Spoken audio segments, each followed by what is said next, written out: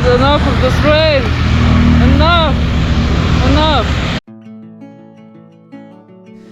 In this episode, we accidentally cycle into one of Colombia's dangerous red zones, battle relentless rain on endless mountain climbs, survive terrifying tunnels, explore the beautiful city of Popayán, and end our Colombian adventure at one of the most breathtaking churches in the world. This final stretch through Colombia took us around Cali, across countless mountain passes, through the beautiful colonial city of Popayán, and all the way to the legendary Las Lajas Sanctuary near the border with Ecuador. Leaving Palmyra, we felt reassured by the number of cyclists we saw on the road. Surely this had to be a safe route, right? Unfortunately, we couldn't have been more wrong. We have our own support vehicle. So apparently we're in a dangerous area, a red zone, and there's no safe way to go about it. And these guys were very, very concerned about our well-being. So this guy's accompanying us through the next village, and he's going to show us the kind of safer route to get out of this red zone. So super nice people, but it kind of made us a wee bit nervous. So yeah, feeling the pressure now to ride a bit faster. Even though Route 31 had no warnings on iOverlander, several locals stopped us to say it was considered dangerous and strongly advised us to return to Route 25 instead. While Route 25 wasn't considered entirely safe, it was a better option. We switched off our cameras and pedaled faster than ever before. By the end of the day, we'd probably broken a few personal speed records. Reaching Santander de Quilichao felt like a huge relief. We are alive. Still. Just. We made it through the red zone yesterday after getting numerous warnings from locals as we were cycling that it's dangerous, but there was no other way we could have taken. We had to go, so we just pedaled as fast as we could, basically. Yeah, it was a very, very fast 40k or so. Mm-hmm. But it was okay. It was one bit that was a bit sketchy with 4 guys on motorbikes, and they kind of slowed down and they were like behind us for a bit and then in front of us, and yeah, it was like eyeballing us, it was a little bit nerve-wracking, but yeah, nobody else was around. No, nobody else was there, so yeah, it was just one of those things that, I mean, it's a green area on the map we follow, the Commonwealth Office, but here it's not apparently, so it just goes to show you just got to take kind of locals' advice. Yeah, and local knowledge is invaluable, yeah. Otherwise you can't really tell. We were looking on iOverlander yesterday and we thought, better take this road, but then the local said, no, definitely don't do it. So yeah. And the guy was kind enough to escort us to the other road, which was apparently we thought was more dangerous, but apparently was safer. But yeah, we made it, that's the main thing. And now we're heading into the mountains again. Oh yeah. From this point on, the biggest challenge became the combination of huge climbing days and relentless rainy season weather. The rain was unavoidable. Our only option was to maximize the daylight hours, keep moving, and enjoy the views whenever the skies briefly cleared. From being really warm and hot the last couple of days, it is freezing cold now and pouring rain. Just a total washout. But we're not far, we're like 13k away, so 12k, but didn't think it could be this cold in Colombia. It's like, wow.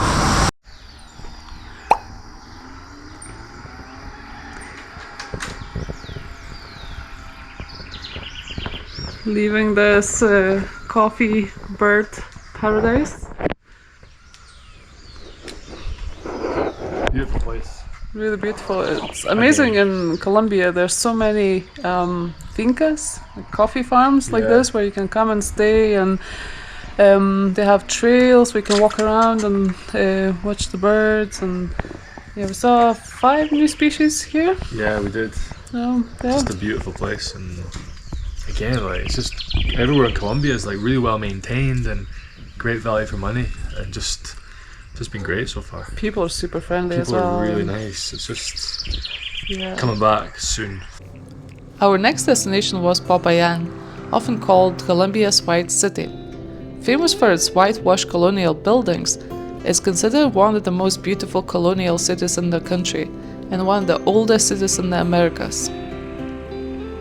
Popayán is also known for its rich traditional cuisine, with many regional dishes and recipes dating back centuries.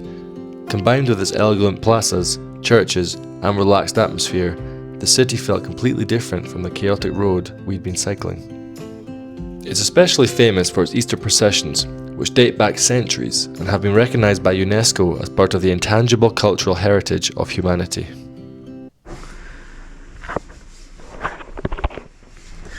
I really like having a kitchen when we get to stay in places, and most of the kitchens are very incomplete, so this one's also very incomplete, but it's usually fine. I always enjoy seeing random things that you can find in these kitchens. So my favorite from this particular kitchen is a knife. Ta-da!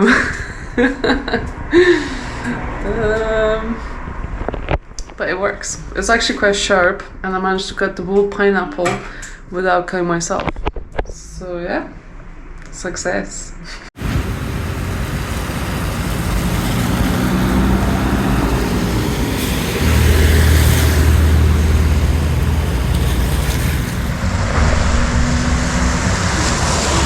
This is the theme of the last sort of few days. Very heavy downpours, sporadic and just constant. It's the sort of rain that everything just gets really wet. So we're waiting a bit under this big pine tree, and hopefully it'll calm down a wee bit. Our days quickly became a cycle of climbing, rain, eating and repeating. Since we were riding against the deadline, we had no choice but to spend long hours in the saddle, which almost guaranteed we'd get caught in the afternoon storms. At least Colombian food portions were big enough to keep us going.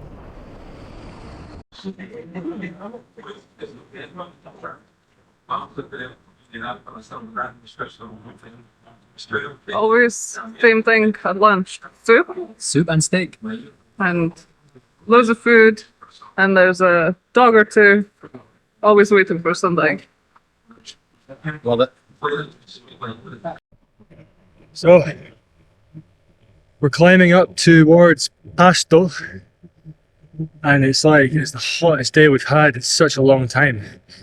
We've had so much rain and so many clouds recently that I didn't expect today. It started off really quite misty and cloudy, so we thought, nah, another cool day in the mountains. But it's turning out to be one of the hottest days since the coast.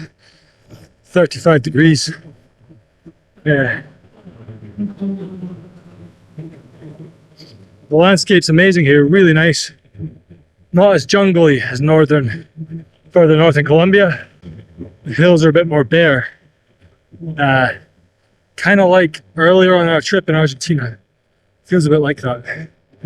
But still, I mean, beautiful scenery. Wow, incredible.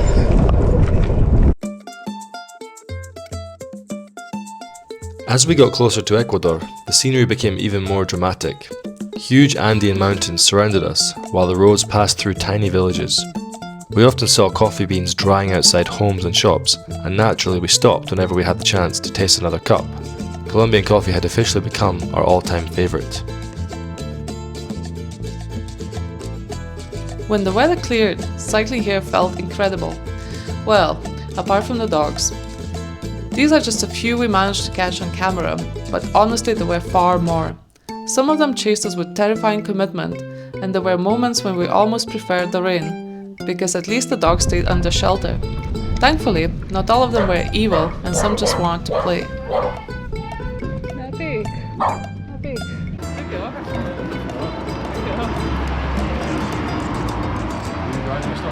Yeah.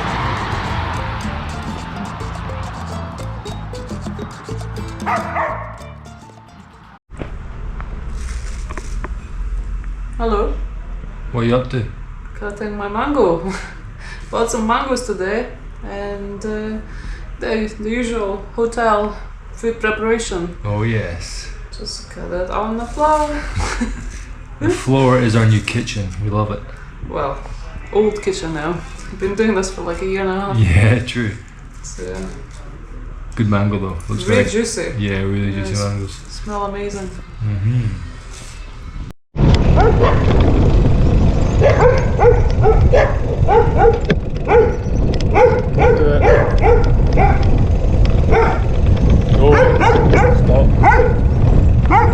Dogs have been chasing me today, and now I have to do this.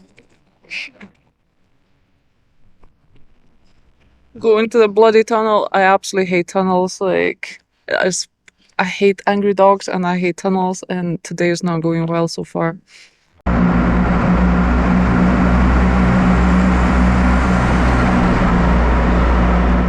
Oh dear. We're so close. We're so close.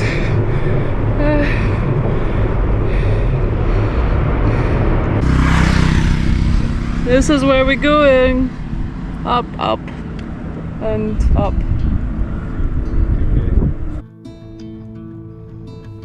Somehow we survived the tunnels, only to discover the next challenge was rockfalls coming from the steep mountainsides. People had warned us to be careful in southern Colombia, but nobody mentioned that the real danger would be falling rocks mixed with sudden mountain storms.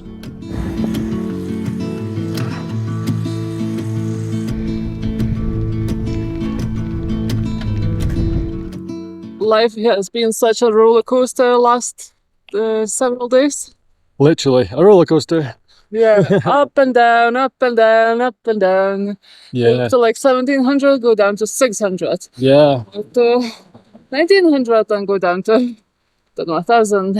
Yeah. Now we are at 2,800 meters, and that was probably the steepest climb of Colombia. I mean, it was, in terms of length and steepness, it just stayed steep. Like, it was like 4 kilometers an hour. It was so tough. Yeah. And it's poured rain. I mean, it was quite nice rain, but it got a bit wet. Yeah, it got a bit heavy at the end. Yeah. Colombian drivers are so good. One nearly wiped me out today. Apart from one. Aye, but apart from that, everyone's great. Yeah.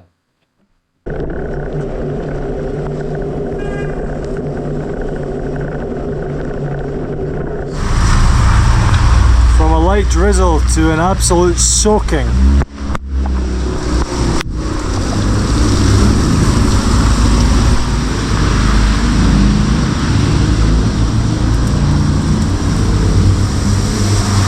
Love it. Loving it indeed. Oh yeah. That was very unexpected. Did not expect it at all. We made it. Love the rainy season. Love it. We're in Pasto. We're in Pasto. Can't go sightseeing. It's too wet. Eventually, we reached Las Lajas, home to one of the most extraordinary churches we've ever seen. Also a home to a pair of llamas, patiently posing for tourists. Sweet dog.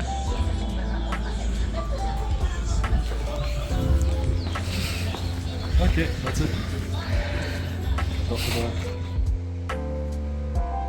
Built directly into the walls of a steep canyon above the Guaitara River, the Sanctuario de Las Lajas looks more like something from a fantasy film than a real place. The story of the sanctuary dates back to the 18th century when, according to local legend, the Virgin Mary appeared here to an indigenous woman and her deaf daughter during a violent storm. Over time, the site became one of the most important pilgrimage destinations in Colombia. Visiting Las Lajas was the perfect ending to our time in Colombia. Rusty is a naughty boy. He just walked into the church and peed on a column there. Rusty, what do you have to say for yourself? Huh? Why did you pee in a church? Very, very naughty. It's our last day in Colombia, crossing to Ecuador in a few hours. And to celebrate our last day in Colombia, Steve is doing what? Changing a tire. Why you changed the tire? Because my one's completely... There was another puncture overnight, flat tire in the morning, and it's just another hole, and it's completely worn. done about 12,000 k with a lot of weight and difficult terrain, so I think it's time to change it. Yeah. So there we go. New beginnings.